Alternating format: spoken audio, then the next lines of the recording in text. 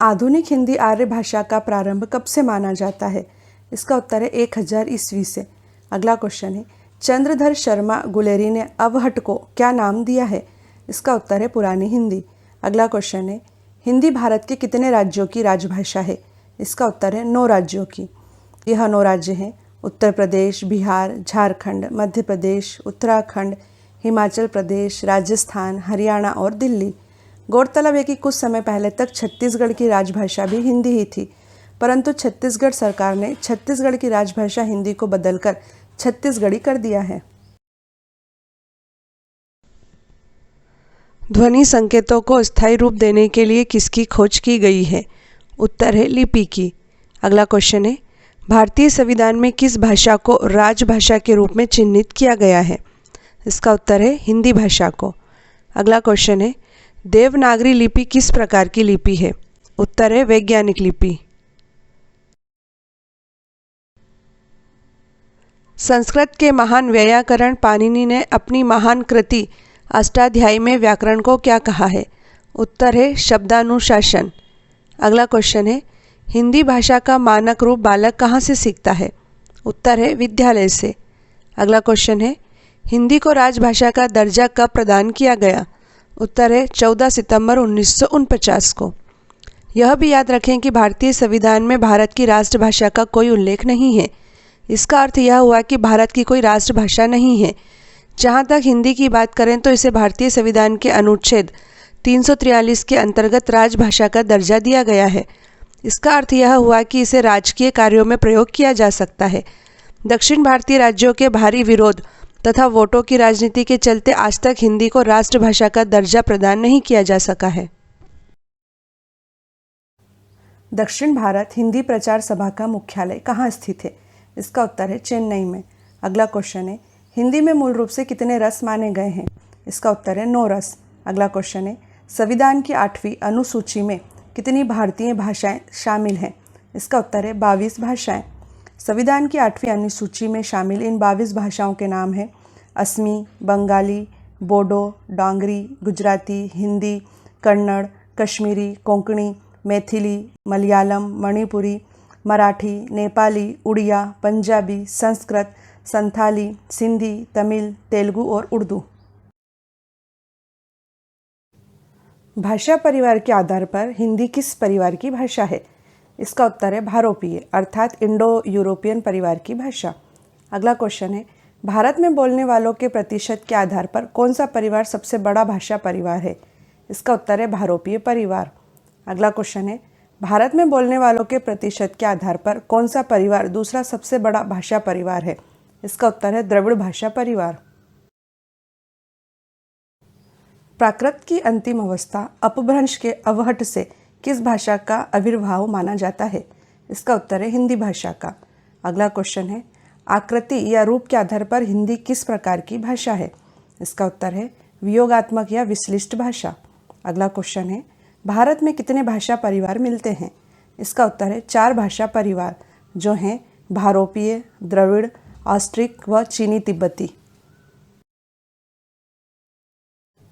सामान्यतः हिंदी भाषा के इतिहास का आरंभ किस भाषा से माना जाता है? इसका उत्तर है अपभ्रंश से। अगला क्वेश्चन है, संघ की राजभाषा हिंदी और लिपि देवनागरी होगी, यह संविधान के किस अनुच्छेद में कहा गया है? इसका उत्तर है अनुच्छेद 343 में। अगला क्वेश्चन है, वर्तमान हिंदी का प्रचलित रूप क्या है?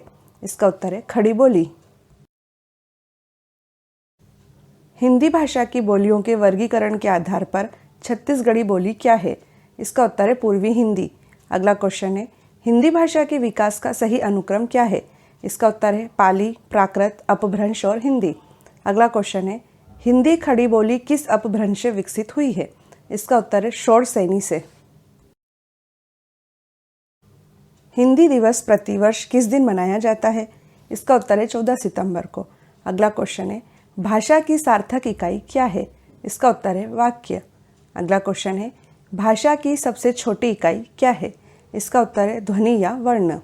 गौरतलब है कि ध्वनि वर्ण का उच्चारित रूप है और वर्ण ध्वनि का लिखित रूप है। वर्णों के व्यवस्थित समूह को क्या कहते हैं? इसका उत्तर है वर्णमाला। अगला क्वेश्चन है, मूलतः हिंदी में उच्चारण के आधार पर कितने वर्ण होते हैं? इसका उत्तर है 45 वर्ण, जिसमें 10 स्वर तथा 35 व्यंजन होते हैं। अगला क्वेश्चन है, मूलतः हिंदी में लेखन के आधार पर कितने वर्ण होते हैं? इसका उत्तर है 52 वर्ण, जिसमें 13 स्वर, 35 व्यंजन तथा 4 संयुक्त व्यंजन होते हैं। 4 संयुक्त व्यंजन कौन से होते हैं?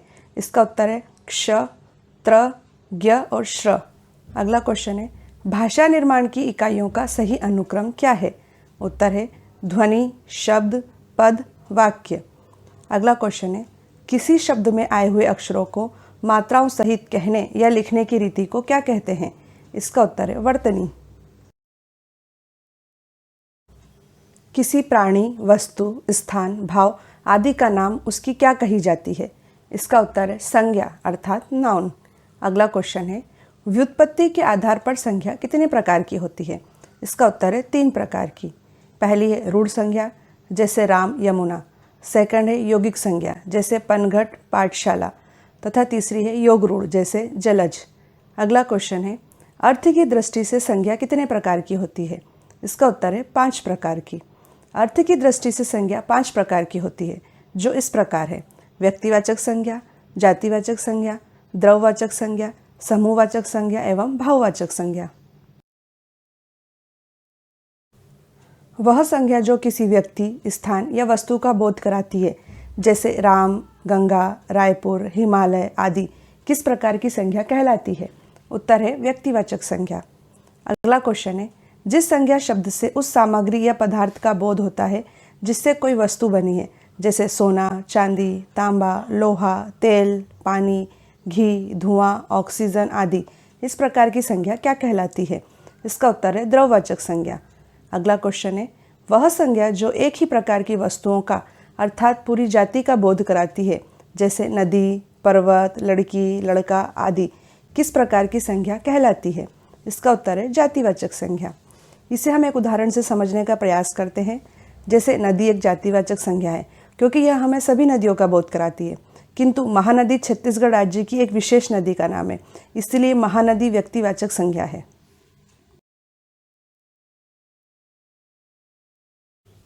वह संज्ञा शब्द जो किसी एक व्यक्ति का वाचक न होकर समूह अथवा समुदाय के वाचक है, जैसे वर्ग, टीम, सभा, समिति, आयोग, परिवार, पुलिस, सेना, अधिकारी आदि, कौन सी संज्ञा कहलाते हैं?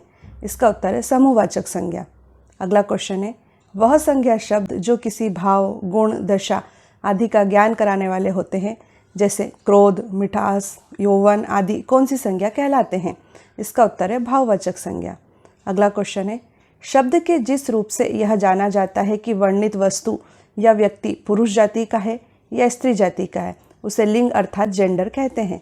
लिंग के द्वारा संज्ञा, सर्वनाम, विशेषण आदि शब्दों की जाति का बोध होता है। हिंदी में कितने लिंग हैं?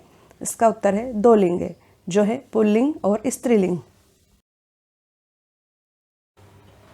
विकारी शब्दों के जिस रूप से उनकी संख्या का बोध होता है उसे वचन कहते हैं। हिंदी में कुल कितने वचन हैं? इसका उत्तर है हिंदी में 2 वचन हैं, एक वचन तथा बहुवचन। अगला क्वेश्चन है, प्राण, दर्शन, आंसू, होश, बाल, हस्ताक्षर शब्द हमेशा किस वचन में प्रयुक्त होते हैं? इसका उत्तर है बहुवचन में। अगला क्वेश्चन है, संज्ञा या सर्वनाम का वाक्य के अन्य पदों विशेषतः क्रिया से जो संबंध होता है उसे क्या कहते हैं? इसका उत्तर है कारक। इसे हम एक उदाहरण से समझते हैं। लक्ष्मण ने इंद्रजीत को बाण से मारा। इस वाक्य में लक्ष्मण क्रिया का कर्ता है, इंद्रजीत इस मारण क्रिया का कर्म है। बाण से यह क्रिया संपन्न की गई है, अतः बाण क्रिया का साधन होने से करण कारक है। हिंदी में कारकों की संख्या कितनी मानी गई है? इसका उत्तर है 8 कारक। अगला क्वेश्चन है, हिंदी में 8 कारक कौन कौन से हैं? इसका उत्तर है कर्ता, कर्म, करण, संप्रदान, अपादान, संबंध, अधिकरण तथा संबोधन। अगला क्वेश्चन है, कर्ता कारक का कारक चिन्ह क्या होता है? इसका उत्तर है ने। कर्ता कारक का उदाहरण है, अध्यापक ने विद्यार्थी को डांटा। कर्म कारक का कारक चिन्ह क्या होता है? इसका उत्तर है को। कर्म कारक का उदाहरण है, माँ ने बच्चे को खाना खिलाया। अगला क्वेश्चन है, करण कारक का कारक चिन्ह क्या होता है? इसका उत्तर है से या के द्वारा। करण कारक का उदाहरण है, वह लड़का ठंड से कांप रहा था। अगला क्वेश्चन है, संप्रदान कारक का कारक चिन्ह क्या होता है? इसका उत्तर है को, के लिए। संप्रदान कारक का उदाहरण है भूखे के लिए रोटी लाओ। अपादान कारक का कारक चिन्ह क्या होता है? इसका उत्तर है से। अपादान कारक का उदाहरण है पेड़ से आम नीचे गिर गया। अगला क्वेश्चन है, संबंध कारक का कारक चिन्ह क्या होता है? इसका उत्तर है का, के, की। संबंध कारक का उदाहरण है यह दीपिका का घर है। नेक्स्ट क्वेश्चन है, अधिकरण कारक का कारक चिन्ह क्या होता है? इसका उत्तर है में, पर। अधिकरण कारक का उदाहरण है वीर सिपाही युद्ध भूमि में मारा गया। संबोधन कारक का कारक चिन्ह क्या होता है? इसका उत्तर है हे, अरे, ओ, ए। संबोधन कारक का उदाहरण है हे ईश्वर मेरे साथ ही ऐसा क्यों होता है। अगला क्वेश्चन है, संज्ञा के स्थान पर प्रयुक्त होने वाले शब्दों को क्या कहते हैं? इसका उत्तर है सर्वनाम।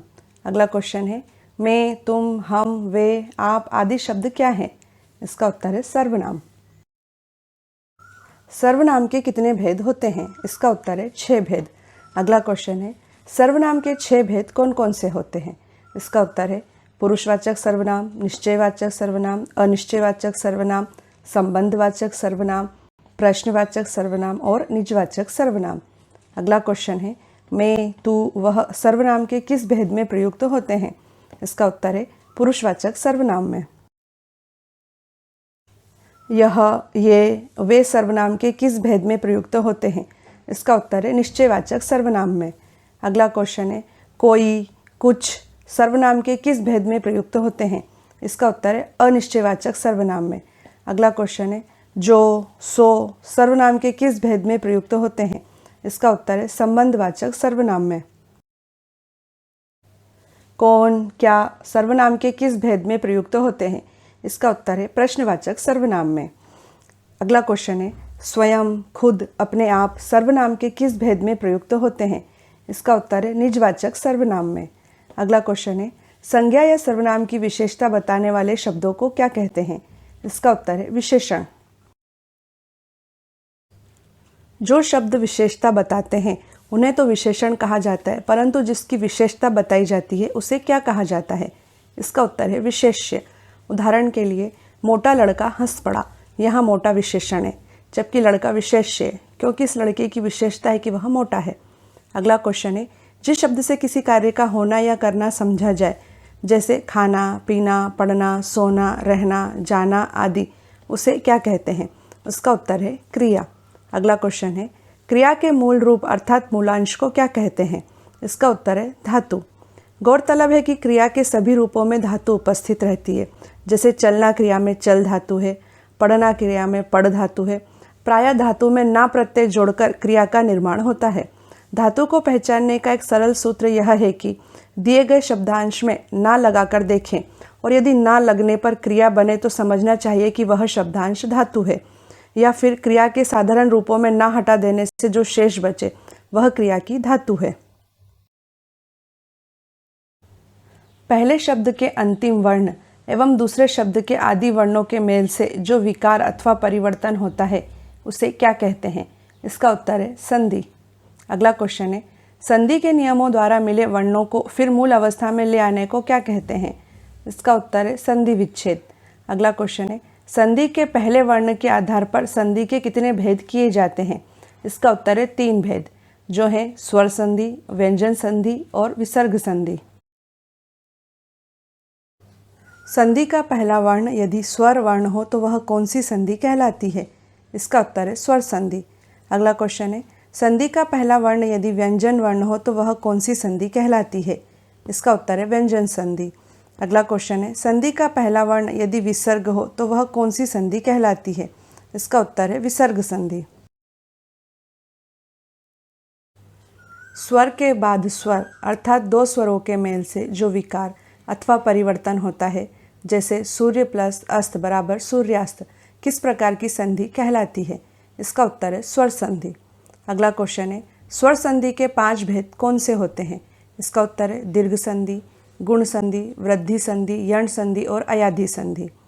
ह्रस्व या दीर्घ स्वर अ, ई, उ के पश्चात क्रमशः हश्व या दीर्घ स्वर अ ई उ आ जाए तो दोनों को मिलाकर दीर्घ आ ई उ हो जाते हैं।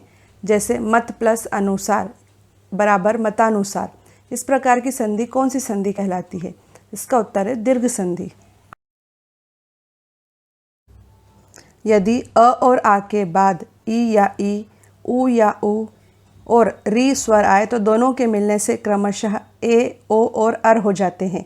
जैसे महा प्लस इंद्र बराबर महेंद्र। इस प्रकार की संधि कौन सी संधि कहलाती है? इसका उत्तर है गुण संधि। अगला क्वेश्चन है, अ या आ के बाद ए या ए आए तो दोनों के मेल से ए हो जाता है, और अ और आ के पश्चात ओ या ओ आए तो दोनों के मेल से ओ हो जाता है। जैसे सदा प्लस एव बराबर सदैव। इस प्रकार की संधि कौन सी संधि कहलाती है? इसका उत्तर है वृद्धि संधि। अगला क्वेश्चन है, यदि ई, उ और री के बाद भिन्न स्वर आए तो ई और ई का य, उ और उ का व तथा री का र हो जाता है।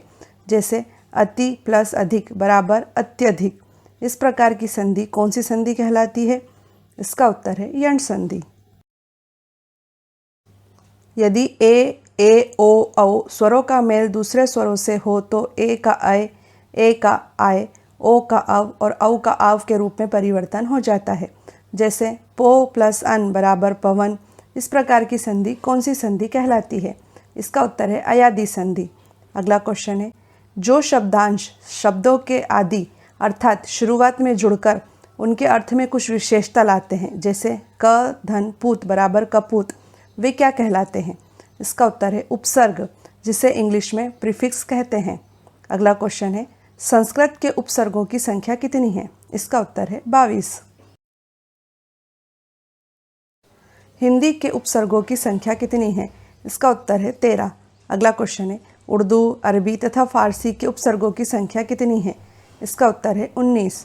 अगला क्वेश्चन है, जो शब्दांश शब्दों के अंत में जुड़कर उनके अर्थ में विशेषता या परिवर्तन ला देते हैं, वे क्या कहलाते हैं? इसका उत्तर है प्रत्यय, जिसे इंग्लिश में सफिक्स कहते हैं। हम दयालु शब्द का उदाहरण लेते हैं। दया शब्द के अंत में आलू प्रत्यय जुड़ने से अर्थ में विशेषता आ गई है तथा वह दयालु बन गया है। प्रत्यय के कितने भेद हैं? इसका उत्तर है 2 भेद, जो कि है कृत प्रत्यय तथा तदित प्रत्यय। अगला क्वेश्चन है, वे प्रत्यय जो क्रिया के मूल रूप यानी धातु में जोड़े जाते हैं, जैसे चुन प्लस आव बराबर चुनाव, कौन से प्रत्यय कहलाते हैं? इसका उत्तर है कृत प्रत्यय। अगला क्वेश्चन है, वे प्रत्यय जो क्रिया के मूल रूप यानी धातु को छोड़कर अन्य शब्दों जैसे संज्ञा, सर्वनाम, विशेषण एवं अवयव में जुड़ते हैं, जैसे भूख प्लस आ बराबर भूखा, कौन से प्रत्यय कहलाते हैं? इसका उत्तर है तदित प्रत्यय।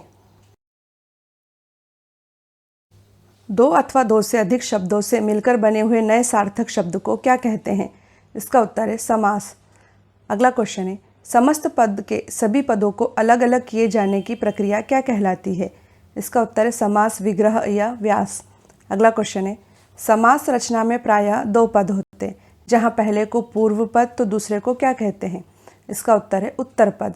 जैसे राजपुत्र में पूर्व पद राज्य है और उत्तर पद पुत्र है। समास के 6 मुख्य भेद कौन से हैं? इसका उत्तर है अव्ययी भाव समास, तत्पुरुष समास, कर्मधारय समास, द्विगु समास, द्वंद्व समास और बहुब्रीहि समास। अगला क्वेश्चन है, जिस समास का पहला पद अर्थात पूर्व पद अवयव तथा प्रधान हो, जैसे प्रति प्लस दिन प्रतिदिन, इस प्रकार के समास को कौन सा समास कहते हैं? इसका उत्तर है अव्ययी भाव समास। अगला क्वेश्चन है, जिस समास में बाद का अथवा उत्तर पद प्रधान होता है तथा दोनों पदों के बीच का कारक चिन्ह लुप्त हो जाता है, जैसे राजा का कुमार बराबर राजकुमार, उसे कौन सा समास कहते हैं? इसका उत्तर है तत्पुरुष समास। जिस समस्त पद का उत्तर पद प्रधान हो तथा पूर्व पद व उत्तर पद में उपमान उपमेय अथवा विशेषण विशेष से संबंध हो, जैसे महान है जो देव बराबर महादेव, किस प्रकार का समास कहलाता है? उत्तर है कर्मधारय समास। अगला क्वेश्चन है, जिस समस्त पद का पूर्व पद संख्यावाचन विशेषण हो, जैसे 2 पहरों का समूह बराबर दोपहर, किस प्रकार का समास कहलाता है? इसका उत्तर है द्विगु समास। अगला क्वेश्चन है, जिस समस्त पद के दोनों पद प्रधान हो तथा विग्रह करने पर और एवं या अथवा लगता हो, जैसे सुख और दुख बराबर सुख दुख, माता और पिता बराबर माता पिता, किस प्रकार का समास कहलाता है? इसका उत्तर है द्वंद्व समास। जिस समस्त पद में कोई पद प्रधान नहीं होता तथा दोनों पद मिलकर किसी तीसरे नए पद का निर्माण करते हैं, जैसे नीलाकंठ, नील है कंठ जिसका, अर्थात शिव। यहाँ पर दोनों पदों ने मिलकर एक तीसरे पद शिव का संकेत किया है, इसीलिए इस प्रकार का समास कौन सा समास कहलाता है? इसका उत्तर है बहुब्रीहि समास। अगला क्वेश्चन है, संधि तथा समास में मुख्य अंतर क्या होता है? इसका उत्तर है संधि वर्णों का मेल है, जबकि समास शब्दों का मेल है। अगला क्वेश्चन है, हिंदी में अनेक शब्द संस्कृत से सीधे आए हैं और आज भी हम इनका उसी रूप में प्रयोग कर रहे हैं, अतः संस्कृत के ऐसे शब्द जिसे हम ज्यों का त्यों प्रयोग में लाते हैं, जैसे अग्नि, वायु, सूर्य आदि, कौन से शब्द कहलाते हैं? इसका उत्तर है तत्सम शब्द। हिंदी में अनेक शब्द ऐसे हैं जो निकले तो संस्कृत से ही हैं, पर प्राकृत अपभ्रंश पुरानी हिंदी से गुजरने के कारण बहुत बदल गए हैं, जैसे उज्ज्वल उजाला हो गया है। ऐसे शब्द क्या कहलाते हैं? इसका उत्तर है तद्भव शब्द। अगला क्वेश्चन है, ऐसे शब्द जो क्षेत्रीय प्रभाव के कारण परिस्थिति व आवश्यकता अनुसार प्रचलित हो गए हैं, जैसे थैला, गड़बड़, पेट, पगड़ी, लोटा आदि, ऐसे शब्द क्या कहलाते हैं? इसका उत्तर है देशज या देशी शब्द। अगला क्वेश्चन है, अन्य देश की भाषा से आए हुए शब्द कौन से शब्द कहलाते हैं? इसका उत्तर है विदेशज शब्द। गौरतलब है कि हिंदी में अनेक शब्द ऐसे हैं जो हैं तो विदेशी मूल के हैं, परंतु परस्पर संपर्क के कारण हमारे यहाँ प्रचलित हो गए हैं। विदेशज शब्दों में से कुछ को ज्यों का त्यों अपना लिया गया है, जैसे ऑर्डर, कंपनी, कैंप, क्रिकेट इत्यादि, जबकि कुछ को हिंदीकरण अर्थात तदभवीकरण करके अपनाया गया है, जैसे ऑफिसर का अफसर, लेंटर्न का लालटेन, हॉस्पिटल का अस्पताल, कैप्टन का कप्तान इत्यादि। काव्य को पढ़ने या सुनने से जिस आनंद की अनुभूति होती है उसे क्या कहा जाता है? इसका उत्तर है रस। अगला क्वेश्चन है, मूलतः रस नोही माने जाते हैं, परंतु बाद में हिंदी भाषा के आचार्यों ने किन दो और रसों को मान्यता दी है? इसका उत्तर है वत्सल्य रस व भक्ति रस। श्रृंगार रस के व्यापक दायरे में वत्सल रस व भक्ति रस आ जाते हैं, इसीलिए रसों की संख्या नोही मानना ज़्यादा उपयुक्त है। अगला क्वेश्चन है, श्रृंगार रस का स्थायी भाव क्या है? इसका उत्तर है रति या प्रेम। हास्य रस का स्थायी भाव क्या है? इसका उत्तर है हास। अगला क्वेश्चन है, करुण रस का स्थायी भाव क्या है? इसका उत्तर है शोक। अगला क्वेश्चन है, वीर रस का स्थायी भाव क्या है? इसका उत्तर है उत्साह। रौद्र रस का स्थायी भाव क्या है? इसका उत्तर है क्रोध। अगला क्वेश्चन है, भयानक रस का स्थायी भाव क्या है? इसका उत्तर है भय। अगला क्वेश्चन है, विभत्स रस का स्थायी भाव क्या है? इसका उत्तर है जुगुप्सा या घृणा। अद्भुत रस का स्थायी भाव क्या है? इसका उत्तर है विस्मय या आश्चर्य। अगला क्वेश्चन है, शांत रस का स्थायी भाव क्या है? इसका उत्तर है शम या निर्वेद। अगला क्वेश्चन है, वत्सल्य रस का स्थायी भाव क्या है? इसका उत्तर है वात्सल्य रति। भक्ति रस का स्थायी भाव क्या है? इसका उत्तर है भगवद विषयक रति या अनुराग। अगला क्वेश्चन है, किस रस को रसराज या रसपति कहा जाता है? इसका उत्तर है श्रृंगार रस को। अगला क्वेश्चन है, नाटक में केवल 8 रस ही माने जाते हैं, नाटक में 9 मूल रसों में से किसे रस नहीं माना जाता है? इसका उत्तर है शांत रस। वर्णों या मात्राओं के नियमित संख्या के विन्यास से यदि आह्लाद अर्थात आनंद पैदा हो तो उसे क्या कहते हैं? इसका उत्तर है छंद। अगला क्वेश्चन है, छंद शास्त्र के आदि प्रणेता किस ऋषि के नाम पर छंद को पिंगल भी कहते हैं? इसका उत्तर है पिंगल ऋषि के नाम पर। अगला क्वेश्चन है, छंद का सर्वप्रथम उल्लेख कहाँ मिलता है? इसका उत्तर है ऋग्वेद में। छंद कितने प्रकार के होते हैं? इसका उत्तर है 3 प्रकार के, वर्णिक छंद, मात्रिक छंद तथा मुक्त छंद। अगला क्वेश्चन है, जिस छंद के पहले तथा तीसरे चरणों में 13-13 और दूसरे तथा चौथे चरणों में 11-11 मात्राएं होती हैं, वह छंद क्या कहलाता है? इसका उत्तर है दोहा। अगला क्वेश्चन है, चौपाई के प्रत्येक चरण में कितनी मात्राएं होती हैं? इसका उत्तर है 16 मात्राएं। अर्ध सममात्रिक छंद के उदाहरण क्या है? इसका उत्तर है दोहा, सोरठा, बरवे और उल्लाला। अगला क्वेश्चन है दोहा का उल्टा क्या होता है? इसका उत्तर है सोरठा। अगला क्वेश्चन है जिस छंद के पहले तथा तीसरे चरणों में 11-11 और दूसरे तथा चौथे चरणों में 13-13 मात्राएं होती हैं वह छंद क्या कहलाता है? इसका उत्तर है सोरठा। चौपाई किस छंद का उदाहरण है? इसका उत्तर है सममात्रिक छंद का। अगला क्वेश्चन है जो शब्द काव्य की शोभा बढ़ाते हैं उसे क्या कहते हैं? इसका उत्तर है अलंकार। अगला क्वेश्चन है जब एक ही शब्द ज़्यादा बार प्रयोग हो पर हर बार अर्थ अलग अलग आए, जैसे कनक कनकते 100 गुनी मादकता अधिकाय, व खाए बोराए नर व पाए बोराए, यहाँ पर कौन सा अलंकार होता है? इसका उत्तर है यमक अलंकार। यहाँ पहले कनक का मतलब धतूरा जो कि एक नशीला पदार्थ है उससे है, जबकि दूसरे कनक का मतलब सोने से है। जहाँ पर कोई एक शब्द एक ही बार आए पर उसके अर्थ अलग अलग निकले, जैसे रावण सर सरोज बनचारी, चली रघुवीर सिलीमुख, यहाँ पर कौन सा अलंकार होता है? इसका उत्तर है श्लेष अलंकार। यहाँ सिलीमुख शब्द के 2 अर्थ निकल रहे हैं। इस शब्द का पहला अर्थ बाण से है एवं दूसरा अर्थ भ्रमर अर्थात भंवरे से है। अगला क्वेश्चन है जहाँ एक वस्तु या प्राणी की तुलना दूसरी प्रसिद्ध वस्तु के साथ की जाती है, जैसे हरिपद कोमल कमल, वहाँ कौन सा अलंकार होता है? इसका उत्तर है उपमा अलंकार। उपमा अलंकार के इस उदाहरण में हरि अर्थात विष्णु के पैरों की तुलना कमल के फूल से की गई है। अगला क्वेश्चन है जब किसी वस्तु का बहुत अधिक बढ़ा चढ़ाकर वर्णन किया जाए, जैसे हनुमान की पूंछ में लग न पाई आग, लंका सारी जल गई गए निशाचर भाग, वहाँ पर कौन सा अलंकार होता है? इसका उत्तर है अतिशयोक्ति अलंकार। जब किसी काव्य को सुंदर बनाने के लिए किसी वर्ण की बार बार आवृत्ति हो, जैसे मधुर मधुर मुस्कान मनोहर मनुज वेश का उजियाला, तो वहाँ कौन सा अलंकार कहलाता है? इसका उत्तर है अनुप्रास अलंकार। अनुप्रास अलंकार के इस उदाहरण में म वर्ण की आवृत्ति हो रही है। अगला क्वेश्चन है जब उपमान और उपमेय में अभिन्नता या अभेद दिखाया जाए, जैसे मैया में तो चंद्र खिलौना लेहों, तब यह कौन सा अलंकार कहलाता है? इसका उत्तर है रूपक अलंकार। रूपक अलंकार के इस उदाहरण में चंद्रमा एवं खिलौनों में समानता न दिखाकर चांद को ही खिलौना बोल दिया गया है। अगला क्वेश्चन है जहाँ उपमेय में उपमान के होने की संभावना का वर्णन हो, जैसे मुख मानो चंद्रमा है, तब वहाँ कौन सा अलंकार होता है? इसका उत्तर है उत्प्रेक्षा अलंकार। उत्प्रेक्षा अलंकार के इस उदाहरण में मुख के चंद्रमा होने की संभावना का वर्णन हो रहा है।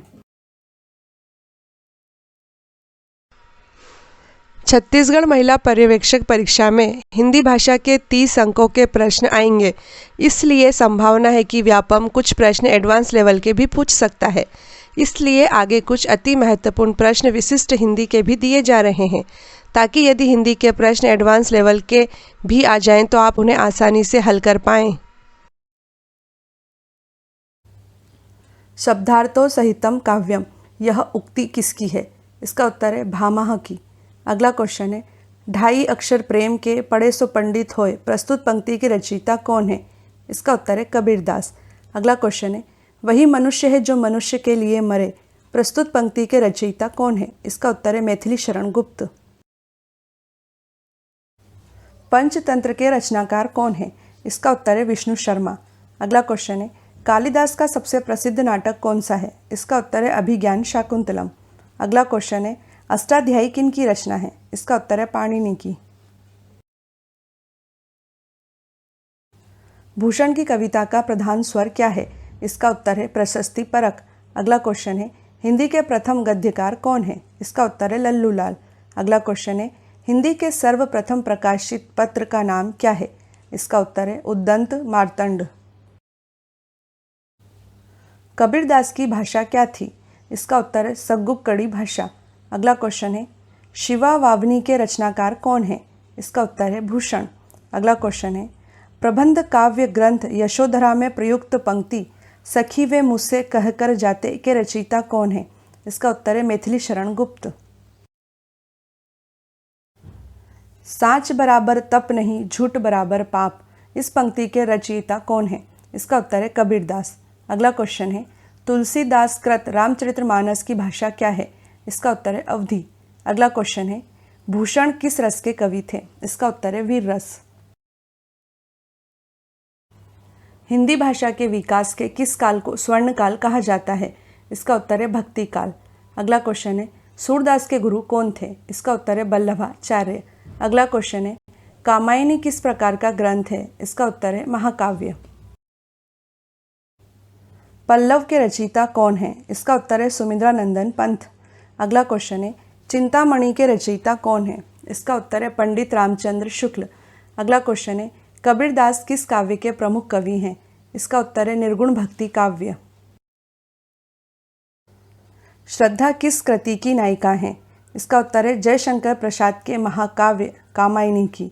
अगला क्वेश्चन है, बुंदेले हर बोलो के मुँह हमने सुनी कहानी थी, खूब लड़ी मर्दानी वह तो झांसी वाली रानी थी। इन पंक्तियों की रचयिता कौन है? इसका उत्तर है सुभद्रा कुमारी चौहान। अगला क्वेश्चन है, मुझे तोड़ लेना वनमाली, उस पथ में देना तुम फेंक, मातृभूमि पर शीश चढ़ाने जिस पथ जाएं वीर अनेक। इन पंक्तियों के रचयिता कौन है?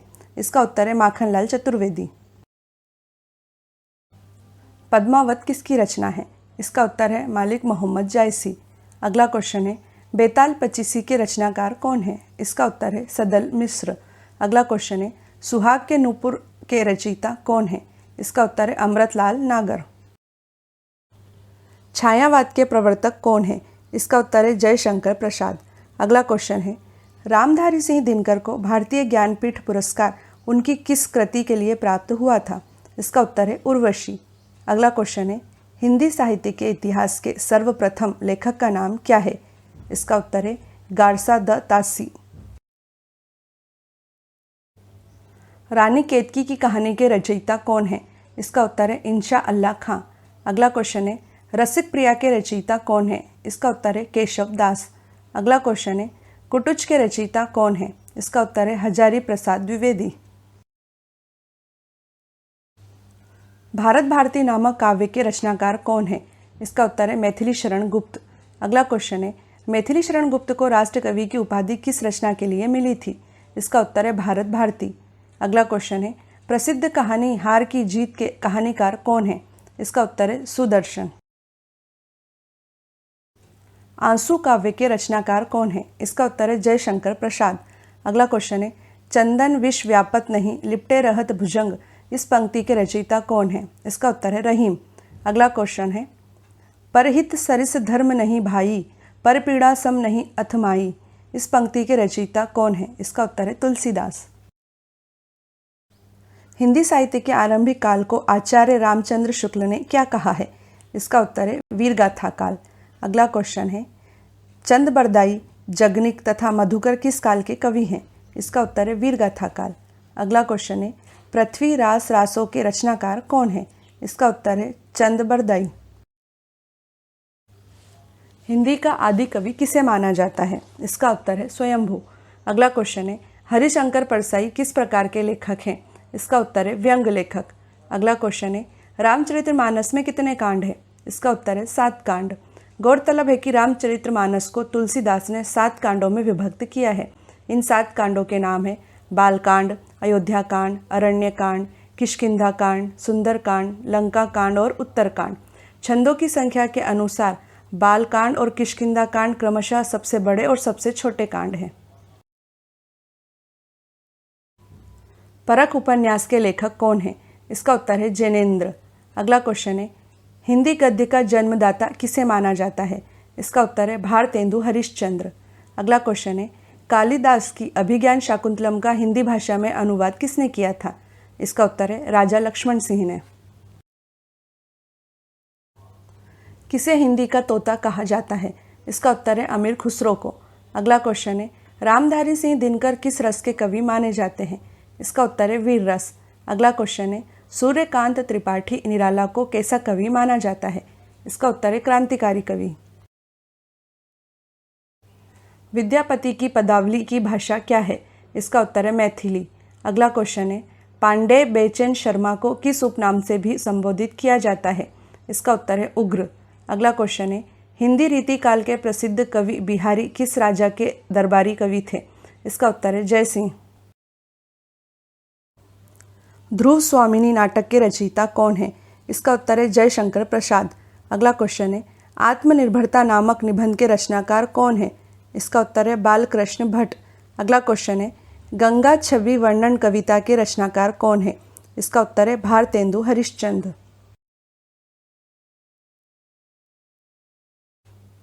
संदेश रासक के रचयिता कौन है? इसका उत्तर है अब्दुल रहमान। अगला क्वेश्चन है, साखी के रचयिता कौन है? इसका उत्तर है कबीरदास। अगला क्वेश्चन है, बेर क्रोध का आचार्य मुरब्बा है, यह प्रसिद्ध कथन किसका है? इसका उत्तर है रामचंद्र शुक्ल। भ्रमर गीत के रचयिता कौन है? इसका उत्तर है सूरदास। अगला क्वेश्चन है, ईदगाह कहानी के रचनाकार कौन है? इसका उत्तर है प्रेमचंद।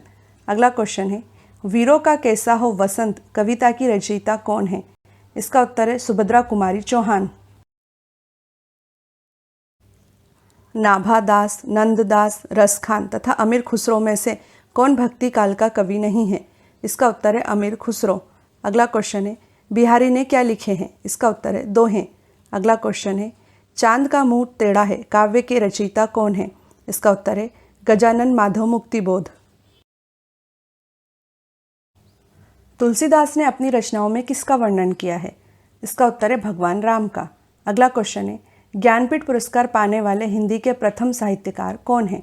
इसका उत्तर है सुमिंद्रानंदन पंत। अगला क्वेश्चन है, विनय पत्रिका के रचयिता कौन है? इसका उत्तर है तुलसीदास। रामलला नहचू के रचनाकार कौन है? इसका उत्तर है तुलसीदास। अगला क्वेश्चन है, जाकी रही भावना जैसी प्रभु मूरत देखी तिन तैसी प्रस्तुत पंक्ति के रचयिता कौन है? इसका उत्तर है तुलसीदास। अगला क्वेश्चन है, प्रेम पचीसी कहानी संग्रह के रचनाकार कौन है? इसका उत्तर है प्रेमचंद। मेला आंचल के लेखक कौन है? इसका उत्तर है फणीश्वर नाथ रेणु। अगला क्वेश्चन है, चरणदास चोर किसकी प्रसिद्ध नाट्य कृति है? इसका उत्तर है हबीब तनवीर। अगला क्वेश्चन है, ज्ञान मार्गी शाखा के कवियों को किस नाम से पुकारा जाता है? इसका उत्तर है संत कवि। मानस का हंस के लेखक कौन है? इसका उत्तर है अमृतलाल नागर। अगला क्वेश्चन है, मुंशी प्रेमचंद की कृति कलम का सिपाही क्या है? इसका उत्तर है जीवनी। अगला क्वेश्चन है, खड़ी बोली के सर्वप्रथम लोकप्रिय कवि कौन माने जाते हैं? इसका उत्तर है अयोध्या सिंह उपाध्याय हरिओद। उर्वशी के रचनाकार कौन है? इसका उत्तर है रामधारी सिंह दिनकर। अगला क्वेश्चन है, सिंहासन खाली करो कि जनता आती है, इन पंक्तियों के लेखक कौन है? इसका उत्तर है रामधारी सिंह दिनकर। अगला क्वेश्चन है, मृगनयनी उपन्यास के रचनाकार कौन है? इसका उत्तर है वृंदावन लाल वर्मा। कितने पाकिस्तान नामक उपन्यास के लेखक कौन है? इसका उत्तर है कमलेश्वर।